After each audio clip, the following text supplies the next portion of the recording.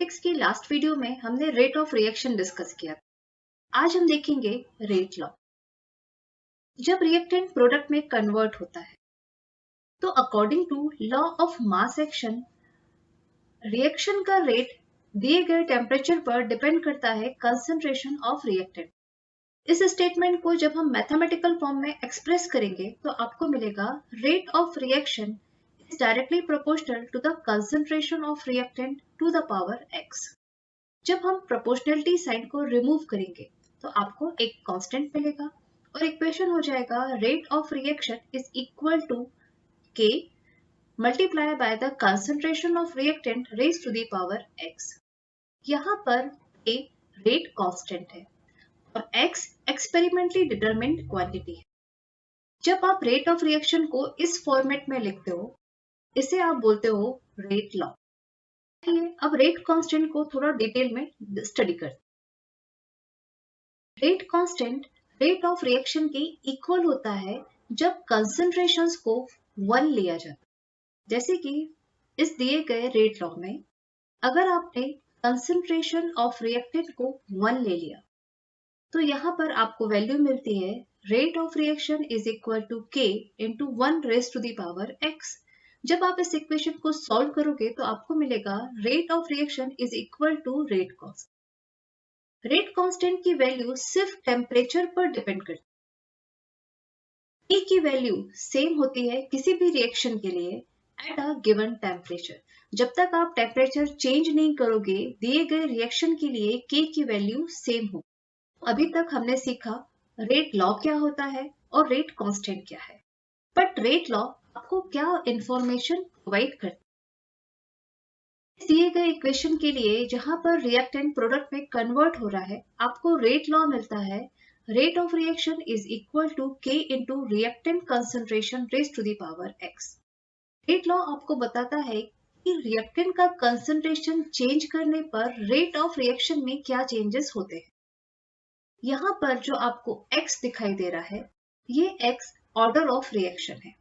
जैसे कि अगर x की वैल्यू 1 है तो रिएक्शन का ऑर्डर भी 1 होगा। अगर x की वैल्यू 2 है तो रिएक्शन का ऑर्डर 2 होगा। अगर x की वैल्यू 0 है तो रिएक्शन का ऑर्डर 0 होगा। अब समझते हैं अगर रिएक्शन का ऑर्डर 1 है इसका मीनिंग क्या है। फॉर एग्जाम्पल रिएक्शन यहाँ पर लिखा हुआ है A गिव्स प्रोडक्ट। अगर इस रिएक्शन का ऑर्डर 1 है जब आप रेट लॉ लिखोगे आपको इक्वेशन मिलेगा rate of reaction is equal to k into concentration of A raise to the power 1। अभी हमने देखा कि रेट लॉ आपको बताता है कि रिएक्टेंट का कंसंट्रेशन चेंज करने पर रेट पर क्या इफेक्ट आता है। तो अगर हमने इस इक्वेशन के लिए कंसंट्रेशन ऑफ A को डबल कर दिया तो रेट ऑफ रिएक्शन में क्या इफेक्ट आएगा ये देखते हैं। फॉर एग्जाम्पल यहाँ पर मैंने लिया हुआ है सेट 1 और ये है सेट 2। सेट 1 के लिए रिएक्टेंट का कंसंट्रेशन मैंने लिया है A। सेट 2 में हमने रिएक्टेंट कंसंट्रेशन को डबल कर दिया मींस रिएक्टेंट कंसंट्रेशन हो जाएगा 2A।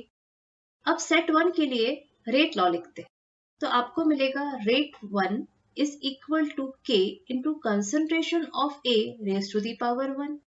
अब रिएक्टेंट कंसंट्रेशन की वैल्यू प्लेस करते हैं तो आपको मिलेगा R1 is equal to k into A।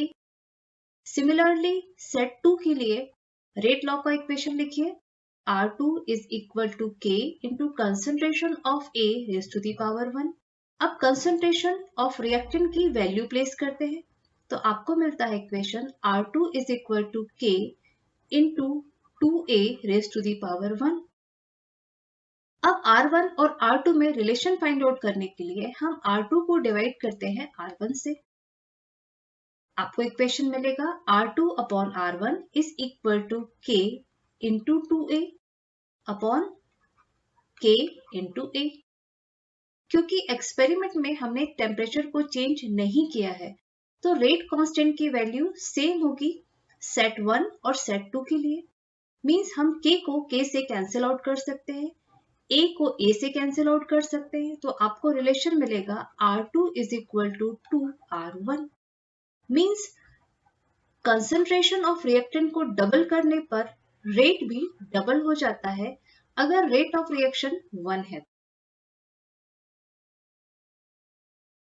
इसी तरह से हम देखते हैं अगर रिएक्शन का ऑर्डर 2 है तो इसका मीनिंग क्या? फॉर अ गिवन इक्वेशन आपको रेट लॉ लिखना है जब ऑर्डर 2 है रिएक्शन का। आपको रेट लॉ मिलेगा rate of reaction is equal to k into concentration of A raise to the power 2। यहाँ पर 2 रिएक्शन का ऑर्डर है। अब देखते हैं कंसंट्रेशन ऑफ रिएक्टेंट को डबल करने पर रेट पर क्या इफेक्ट आता है। हमने यहाँ पर लिया हुआ है सेट 1 और ये है सेट 2।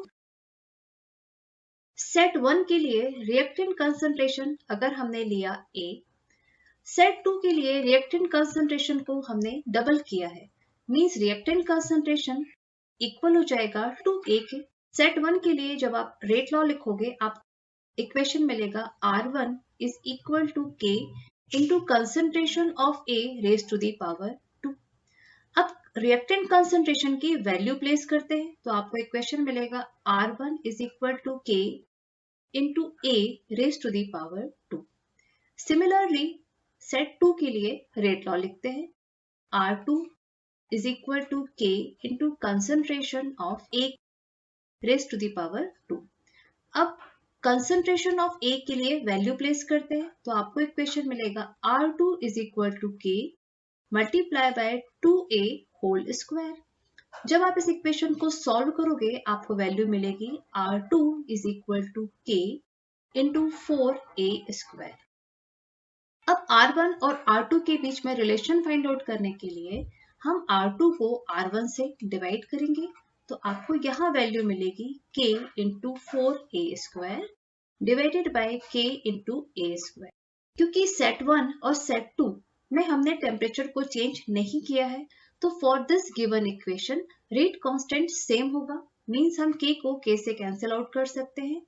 A स्क्वायर से कैंसिल आउट हो जाएगा और आपको रिलेशन मिलेगा R2 is equal to 4R1। Means reactant concentration को डबल करने पर rate of reaction 4 times increase हो जाता है अगर ऑर्डर ऑफ रिएक्शन 2 है तो। अब आते हैं जीरो ऑर्डर रिएक्शन का मीनिंग क्या है।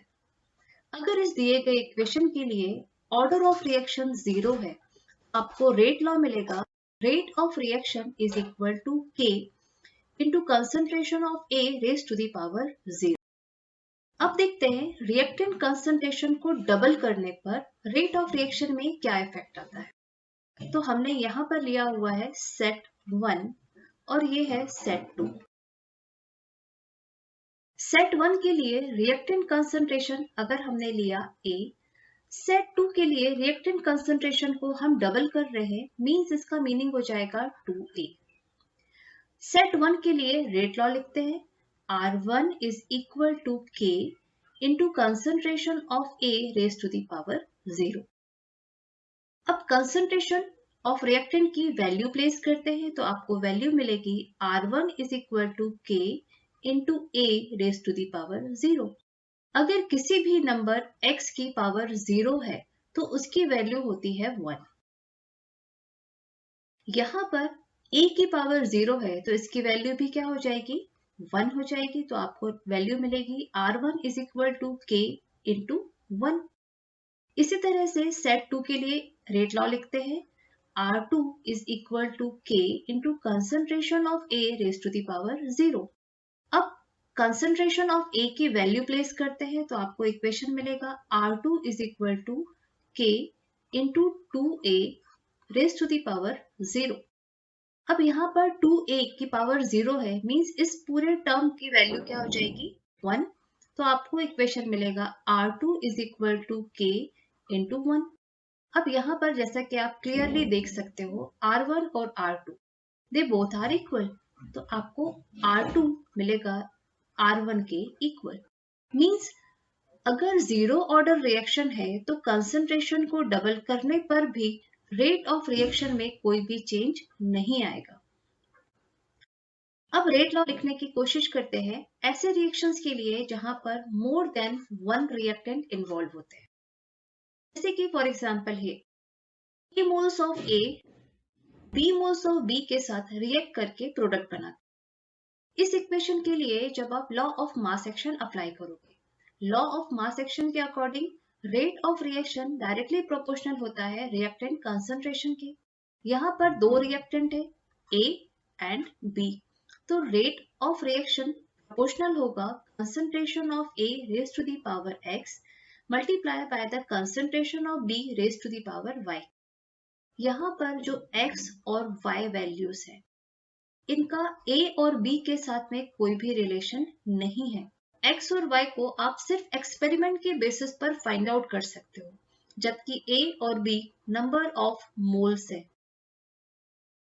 इन अ बैलेंस केमिकल इक्वेशन, यहाँ पर जब आप प्रोपोर्शनलिटी साइन को रिमूव करते हो, आपको एक कांस्टेंट मिलेगा और इक्वेशन हो जाएगा rate of reaction is equal to K into concentration of A raised to the power X multiplied by the concentration of B raised to the power Y। तो इस फॉर्मेट में जब आप इक्वेशन को लिखोगे तो ये हो जाएगा rate law for this given equation. इस तरह के इक्वेशन में आप ऑर्डर ऑफ रिएक्शन को कैसे फाइंड आउट करो? अगर आपका ये रेट लॉ दिया गया है तो इस रेट लॉ के according rate of reaction with respect to reactant A होगा X, क्योंकि यहाँ पर A की पावर में है X। इसी तरह से rate of reaction with respect to reactant B हो जाएगा Y। Overall order of reaction क्या होगा? ओवरऑल ऑर्डर ऑफ रिएक्शन को फाइंड आउट करने के लिए आपको X और Y को ऐड करना होगा, जो इनका सम आएगा वही ओवरऑल ऑर्डर ऑफ रिएक्शन होगा। फॉर एग्जाम्पल, ऑन एक्सपेरिमेंट आपको X की वैल्यू मिली है 1 और Y की वैल्यू आई है 2, तो ओवरऑल ऑर्डर ऑफ रिएक्शन क्या हो जाएगा? X plus Y means 1 plus 2 is equal to 3।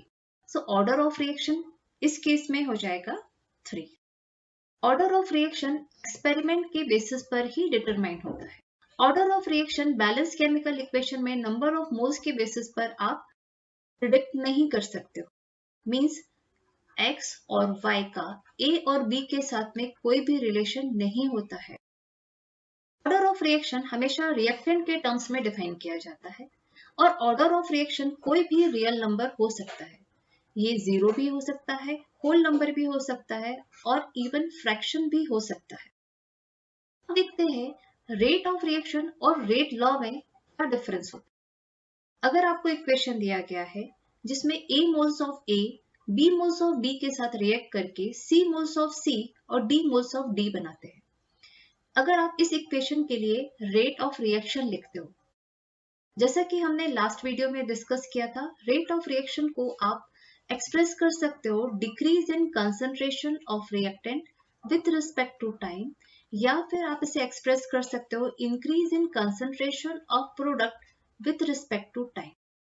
Means जब आप रेट ऑफ रिएक्शन इस इक्वेशन के लिए लिखोगे तो आपको इक्वेशन मिलेगा -1/A dA over dt, या फिर ये हो सकती है value -1/B dB over dt। अगर आप रेट ऑफ रिएक्शन को प्रोडक्ट के टर्म्स में एक्सप्रेस करते हो तो आपको वैल्यू मिलेगी +1/C dC over dt, या फिर ये वैल्यू हो सकती है 1/D dd over d। Means rate of reaction को हम रिएक्टेंट या प्रोडक्ट किसी के भी टर्म्स में डिफाइन कर सकते। अब आते हैं रेट लॉ पे। जब आप रेट लॉ के लिए इक्वेशन लिखोगे तो आपको इक्वेशन मिलेगा rate of reaction is equal to K into concentration of A raise to the power X multiply by concentration of B raise to the power Y। Again मैं same point को repeat कर रही हूँ, X और Y का A और B से कोई भी रिलेशन नहीं है। X और Y आप एक्सपेरिमेंट बेसिस पर फाइंड आउट करते हो, और वहीं A और B बैलेंस केमिकल इक्वेशन में नंबर ऑफ मोल्स को डिफाइन करते हैं। क्योंकि X और Y की वैल्यू एक्सपेरिमेंट के बेसिस पर फाइंड आउट होती है, इसीलिए रेट लॉ एक एक्सपेरिमेंटली डिटरमिन्ड इक्वेशन है जिसे आप बैलेंस केमिकल इक्वेशन के बेसिस पर नहीं लिख सकते हो। रेट लॉ में हमेशा रिएक्टेंट के टर्म में इक्वेशन को लिखा जाता है, प्रोडक्ट का कोई भी रोल नहीं होता है।